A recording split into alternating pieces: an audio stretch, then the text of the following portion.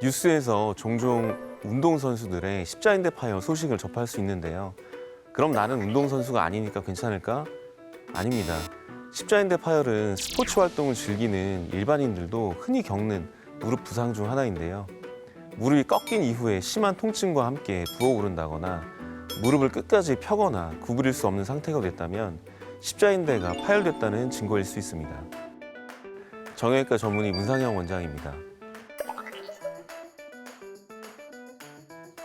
무릎 관절 중간에 십자 모양으로 주행하는 두 개의 인대를 가리켜 십자인대라고 하는데요. 정강이뼈를 꽉 잡아 무릎이 앞뒤로 흔들리지 않게 고정시켜주는 역할을 합니다.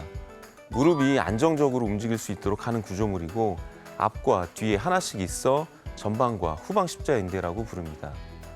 전방 십자인대는 정강이뼈가 앞으로 빠지는 것을 방지하고 무릎이 과도하게 펴지는 것을 막아줍니다. 후방 십자인대는 무릎이 돌아갈 때 축으로 작용하며 정강이뼈가 뒤로 빠지는 것을 막아줍니다.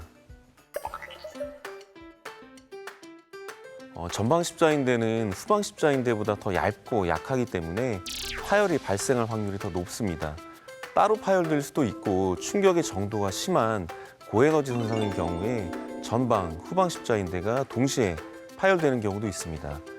전방 십자인대의 경우 주로 농구나 축구, 스키 등의 운동 중에 발생하는 대표적인 스포츠 손상인데요.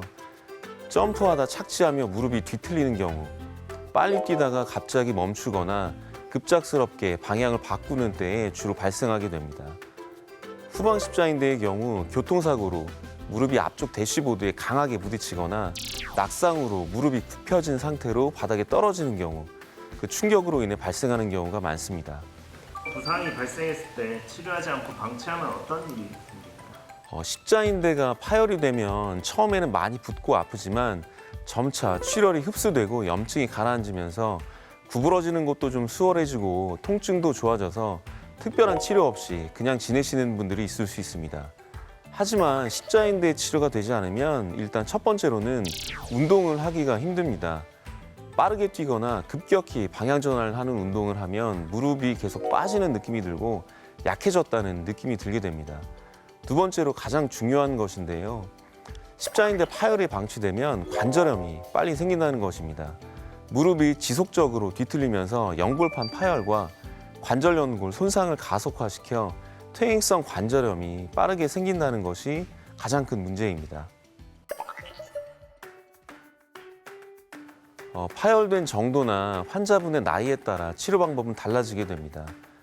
고령의 환자나 부분 파열의 경우 약물이나 물리치료, 보조기 등으로 증상을 호전시킬 수 있지만 상대적으로 젊거나 활동적인 환자들에 있어 완전 파열의 경우는 무조건 수술이 필요하다고 할 수 있습니다. 관절 내시경을 통해 파열된 인대를 제거하고 새 인대를 원래 자리로 이식하는 재건술이 필요합니다. 그럼 수술은 바로 할 수 있는 건가요?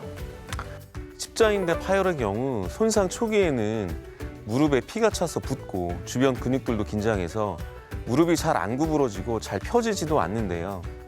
이때 수술을 하게 되면 수술 후 무릎이 경직돼서 관절 가동 범위에 영구적인 장애가 남거나 재활이 매우 힘들 수 있습니다. 급성기 때의 수술은 피해야 합니다. 통증과 부종이 가라앉고 무릎이 다 펴지고 끝까지 구부러지는 걸 확인한 이후에 수술적 치료를 하는 것이 원칙입니다. 재활에 정해진 정답은 없습니다만 일반적으로는 수술 후 첫 2주간은 무릎을 끝까지 피는 게 가장 중요합니다. 무릎이 다 안 구부러지면 일상생활에 약간 불편할 뿐이지만 무릎이 다 안 펴지면 걸을 때마다 절뚝이기 때문에 무릎은 2주 내로 반드시 끝까지 펴야 합니다. 그 이후 점진적으로 무릎은 구부려서 수술 후 약 6주, 늦어도 2개월 내로는 무릎을 끝까지 구부리는 것이 좋습니다. 수술 후 약 6주까지는 목발과 함께 보조기를 차며 다리를 땅에 대지 않는 것이 좋습니다. 이후 3개월까지 목발을 떼며 걷는 연습을 하게 되고 3개월이 되면 보조기와 목발을 뗍니다. 가벼운 저항을 이겨내는 근력 운동을 시작해서 수술 후 6개월이 되면 일반적인 운동은 가능하고 격렬한 운동은 9개월 이후에 하는 것이 좋겠습니다.